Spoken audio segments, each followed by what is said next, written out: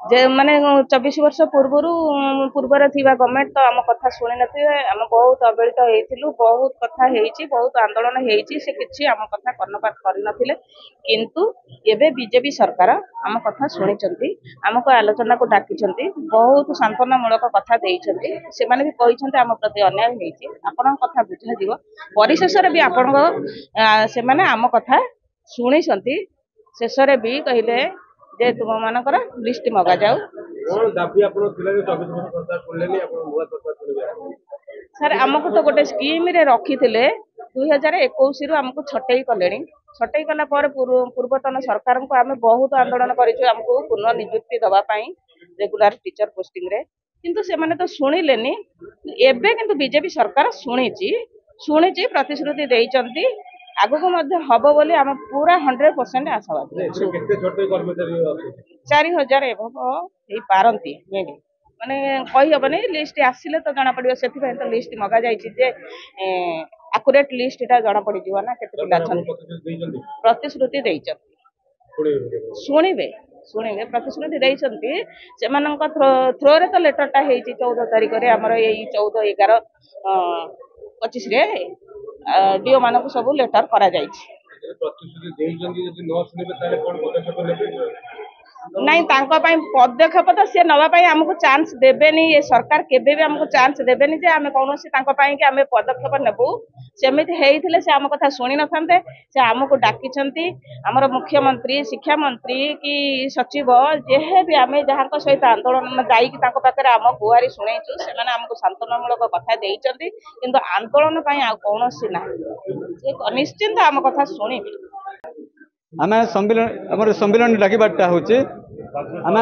हाँ आम डाकिचु एपाई आमर जो पूर्व सरकार रे 24 वर्ष सरकार रे आम बहुत हताश हेलु किछि हेलानी तो एबे नुआ सरकार आसिला परे आम समस्त सहित मिशिचु मुख्यमंत्री शिक्षा मंत्री ठानु आरंभ करी आमर सचिव मान सहित भी आम मिशिचु तो से माने एबे प्रतिश्रुति देइछन्ते लिखित आकार भी आमर प्रत्येक डीओ ऑफिस को से माने इटा केते पिला अछंती आमे जोटा दाबी करथिलु हमर केते पिला अछंती 24 वर्षर कथा आमे जानिनु तो तार लिस्टटा मागिछंती लिस्ट आसिला परे से माने हमर एटा फाइनांस क्लियर करी कर तापर आमे देबो बोली कर कहिसंती सेति पई आमे समस्त को जणैबा पई एटा डाकिछु आज सांबादिक सम्मेलन साथरे हमर गोटा थिला बंधु मिलन थिला आमर विगतर एई भाई माने भौणी माने हमर बसी गोटे माने आलोचना हेतिला आपण माने भी आस्तिले आम सरकार पाखे गोटे दाबी उपस्थान थिला आमर नियुक्ति जोटा को सरकार बर्तमान शुणिकी प्रथम थर आम आमर लिस्ट डीओ मान मगेंट आम संख्या केते तेणु बर्तमान आमर जो भाई भौणी आमर संघर कर्मकर्ता मुख्य कर्मकर्ता ओडिशार सबू भाई भौणी को डकाई समस्त बसिक परवर्ती कार्यक्रम कौन हम आज निष्पत्ति नि सरकार पाखे आमर दाबी आमको पुनः नियुक्ति दि जाऊ अन्याय भावे आमर सरकार कौन है कि स्कीम आरंभ होता नन फॉर्मल स्कीम आरंभ होता 1979 मसीह सरकार गाइडलाइन था 2 वर्ष नन फॉर्मल रहा तृतीय वर्ष को ट्रेनिंग पठाऊला ट्रेनिंग फेरला रेगुलर टीचर भाव नियुक्ति दि जाऊला यहाँ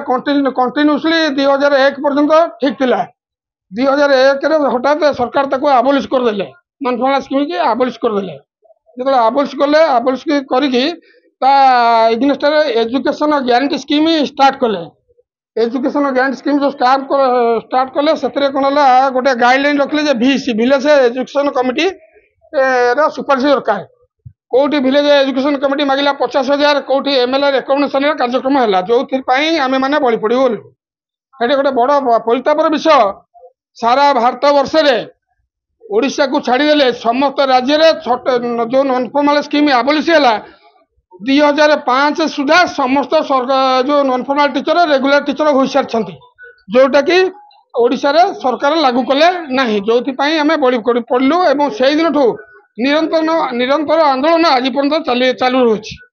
सरकार प्रथम थर पर आमर लिस्ट मगेंट।